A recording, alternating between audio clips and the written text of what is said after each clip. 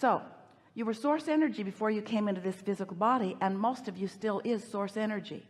And you in this physical body have a relationship. We want you to know that. We want you to feel it. We want you to sense it. We want you to tend to the relationship between you in this physical body and the source who is really you, the source who is you, present with you, aware of you, and thinking about what you're thinking about. So when source thinks about what you're thinking about and you feel negative emotion about it, that means you're thinking about it in an opposing way to the way source is thinking about it. Source is looking for the advantage. Source is seeing the well-being. Source is knowing the value of the contrast that you are living. But when you are pushing against the contrast, then you are not in vibrational sync with who you really are. So the creative process is really 3 simple steps that have morphed to 4 and now to 5. We'll talk about all of them. But it basically says that life will cause you to ask for more continually.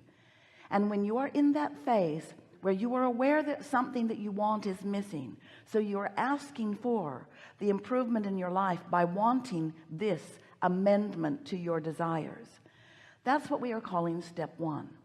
And when you are in step 1, that's usually when you're seeing a problem. It's usually when you are seeing contrast.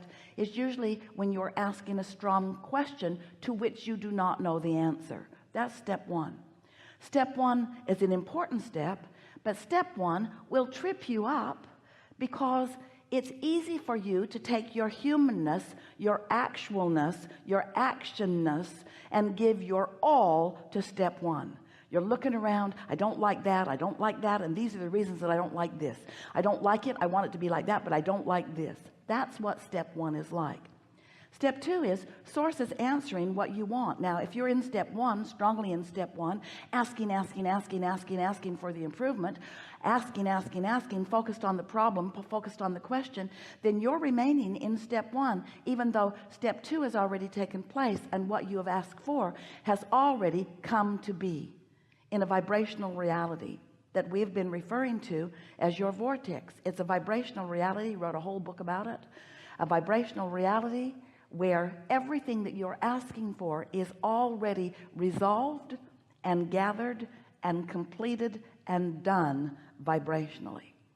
But then you say, you're wise, you're smart aleck too, you're wise, you say, all right, Abraham, we'll play your silly game. I've asked the question and I accept that it has been answered, but how do I get my money out of the vortex and into the bank? How do I get my lover to come home with me now? In other words, it's very fine, this vibrational reality that you have conjured, cooked up, or maybe even imagined, Abraham. But I want the reality. I'm not asking for the vibrational version. I'm asking for the real life, see it, smell it, hear it, taste it, touch it, lick its face version. I want the reality of it. I want it to manifest for me. And we say, that's step 3. That's where you are so aware that step 2 has taken place. And you are proud of yourself for living step 1 and asking with such clarity that now you are in a place of relaxed expectation. You're in the receptive mode. You're in the mode where you are not tense and not worried. You're not struggling. You're not justifying and defending. You're not saying, I need it. You're not yearning for it. You've asked and you accept that it's given. And while you cannot see it yet, you know that it is coming. Step 3 is an attitude of faith. It's an attitude of expectation. It's an attitude of, I know I'll know it when I see it. It's an attitude of, I know it's coming. It's really a pleasant place to be. And it really is the place that you will reside most often, because life will never cause you to stop asking. And because you're going to continue to ask, you're going to continue to be in that place where you've asked for more than has manifest. So it is very good for you to get comfortable being in that mode of having asked for something that has not fully manifested, because that's the way life will eternally be for you. We love you so much. Deal with it. When you get to that place where you just know that it's coming, and you don't have to know all of the details. You'll let the universe yield it to you a little bit at a time. You'll allow yourself to be in the receptive mode where you're receiving. Life is so rich and delicious when you're living like that, because there is something new for you coming into your awareness moment by moment by moment. The receptive mode, that step 3 receiving mode, that allowing mode, that is the feeling of most blessedness. When you get into that mode, you can just feel the universe wrapping arms around you and providing avenues for each and every detail that is important to you to be fulfilled. It is such a delicious state of being. Step 4 is you're so accustomed to hanging around in that step 3 mode that you've mastered it.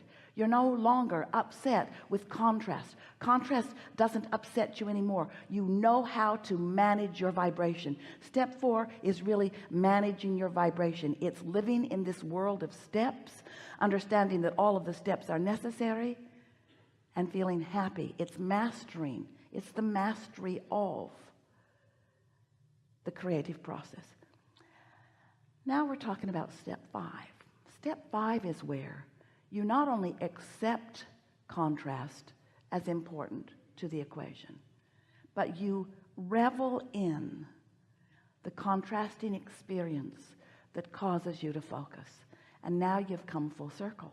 Now you are on top of life. Now nothing bothers you because you know it's all for you. Nothing bothers you because you know you've attracted every bit of it. Nothing bothers you because you know it's the clarity that you've been seeking. Nothing bothers you because you know you have mastery of your own ability to focus.